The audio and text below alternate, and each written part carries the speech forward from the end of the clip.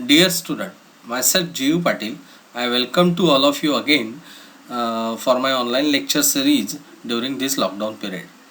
So yesterday I have started the unit number 6 and I have already covered the three topics of this unit number 6.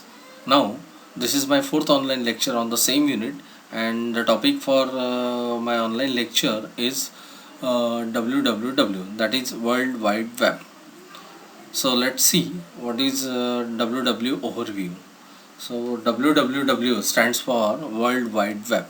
A technical definition of World Wide Web is all the resources and users on the internet that are using the hypertext transfer protocol, that is HTTP. So this is nothing but the World Wide Web. That's World Wide Web, or WW stands for World Wide Web. The technical definition of this WWW is nothing but the resources and the users on the internet that are using the HTTP protocol for sharing and downloading or accessing the information on the internet through this protocol. This is the World Wide Web. A broader definition comes from the organization that web inventor team, that is Berners-Lee found, and the World Wide Web Consortium, that is W3C. The World Wide Web is the universe of network accessible information and embodiment of human knowledge. So, in simple terms, we can define in such a manner that the World Wide Web, that is WWW, is a way of exchanging the information between the computers on the internet, tying them together into a vast collection of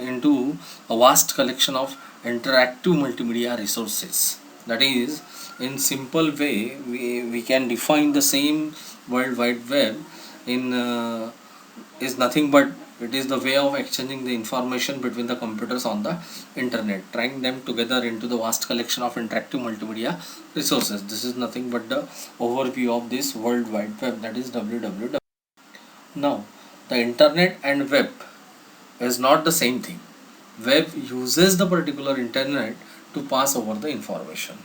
So this diagram shown us, or this diagram tells us that what, that both the internet and webs are different things. So this is the root tree diagram we have, and every node and the node of every node of this tree diagram having the different domain names are there. That is ES, Com, commercial, GOV, that is government, EDU, that is for educational purposes, and this ORG, that is for organizational purpose.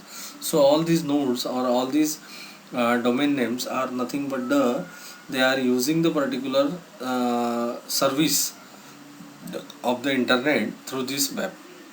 So the web uses the particular internet to pass over the information. Now, the evolution of this World Wide Web, that is WW. So World Wide Web was created by Timothy Berners-Lee in 1989 at CERN, that is CERN in Geneva. World Wide Web came into existence as a proposal by him, that is by Berners-Lee, to allow the researchers to work together effectively and efficiently at the CERN. Eventually it becomes a World Wide Web. Nowadays we can we every people in the world is termed as a World Wide Web, that is WWW. The following diagram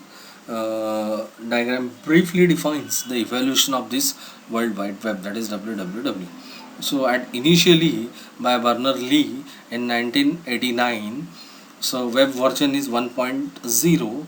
So in that we have the facilities developed by this particular person in that Geneva. So web 1.0 is nothing but it has the features static web pages, browser where mostly publishing purpose, and no communities are there. That means on this first version of the World Wide Web. Now the second version of World Wide Web is Web 2.0. So it has some special features which are apart from that first features which is present in the first version of the World Wide Web. These are nothing but the social medias, keyword search, a rich user experience, and the tagging. So these are the most widely features was developed by him in the World Wide Web version 2, that is 2.0, and thereafter there is a third version is there, that is Web 3.0. In that some features again developed. So in that version, highly mobile is there, OpenID is there, semantic search and micro blogging is also there. So these three versions tells us that the history of this or evolution of this World Wide Web by Berners-Lee in 1989 at Geneva. So now tilt towards the architecture of this WWW, that is World Wide Web. World Wide Web architecture is divided into the several layers as shown in the following diagrams. So in that diagram there are different layers are there. These diagrams are start from bottom to top.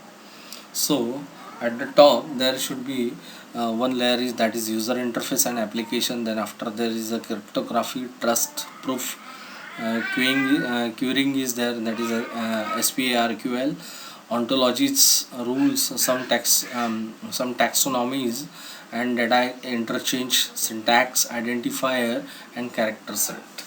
These are the different layers of this architecture of World Wide Web.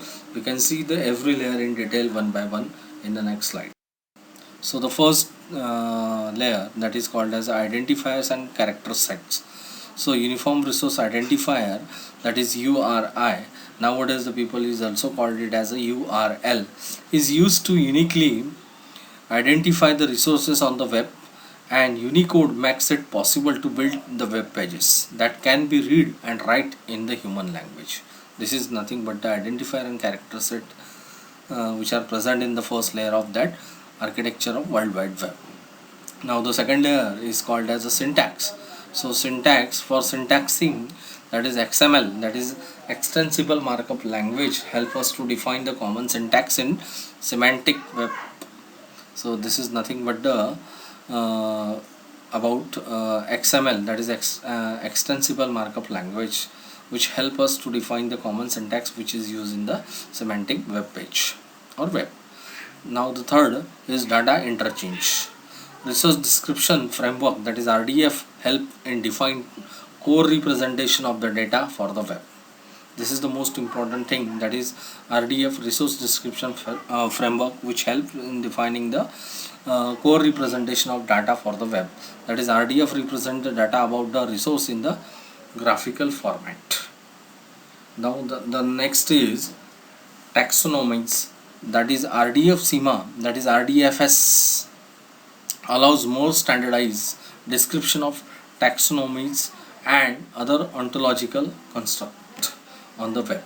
That is the fourth layer of architecture of World Wide Web. Now till towards the next is ontologies.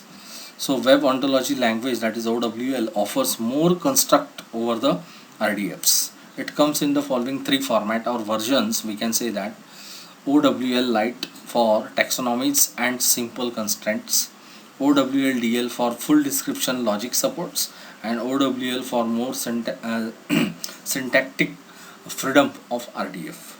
So these are the ontologies which are present for architecture of World Wide Web, that is through web ontology language, that is OWL. So we have the three versions of OWL also for different purposes. Now the next layer is rules. So RIF and SWRL offers rules beyond the construct that are available from RDFs and OWL. Simple protocol and RDF query language, that is SPARQL, is SQL like language used for querying RDF data and OWL ontologies on the web, that is by rules layers on for the architecture of World Wide Web. Now the next is proof. All semantic and rules that are executed at layers below proof and their result will be used to prove the deductions, that is by proof. So all semantic and rules that are executed at layer below proof and their results will be used to for prove deductions. Then next is a cryptography. Cryptography means such as a digital signature for verification purpose of the origin of the resources or sources used by the users or client on the web. That is called as the cryptography. That is nothing but the encryption and decryption process by World Wide Web. Now the next is user interface and applications.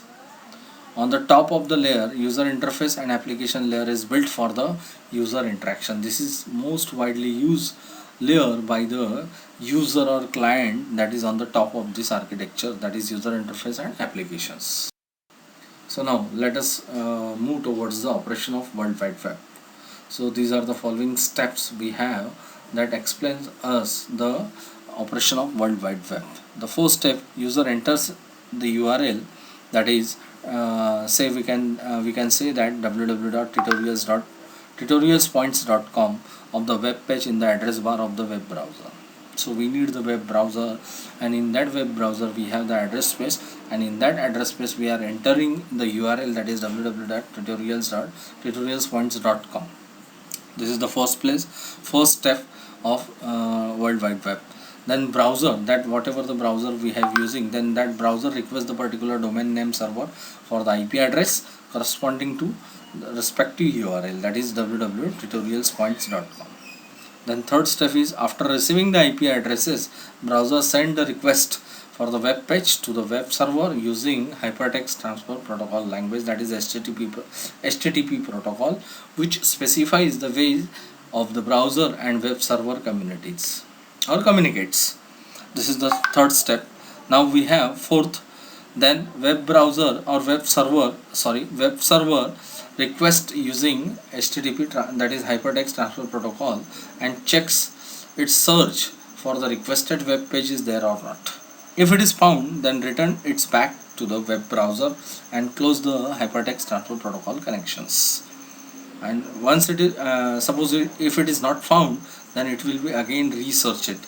Once it will be found, then it will be closed by HTTP protocols or HTTP connections. Now the last step of this operations of World Wide Web is nothing but, now the web browser receives the web pages or web page, it interprets it and display the contents of the web page in the web browser window for user, so that user can easily interface and use the applications over there. These are the few steps through which we can easily understand the operation of the World Wide Web, and these 5 steps which are easily understood by the figure which are present in the next slide. So we have this figure for understanding the 5 steps of the operation of World Wide Web, that is www. So in that we have the web client at left side and web server at the right side. So the communication can be takes place in between these two via internet. So web browser or client send the particular request for web page. Internet can access it, accept it or access it, and then send to the web server. Web server respond to particular request and it's sent to the internet, and that particular request respond to the web browser or web client. So that client on this web browser can easily accessible the information over there. If it is found during these searching operations, if the request is not appropriate, then it will be terminate the connections. Or if the request is proper but the web page is not found, or the requested contents of the web pages are not found, then web server research it and then found it, and if once it is found, then it will be provided to the web browser or web client, so that the user can easily observe this contents of the web page in the form of graphical text format or whatever it may be on this URL. So this is the simple explanation of this operation of the World Wide Web through this figure also, and we have the 5 steps also.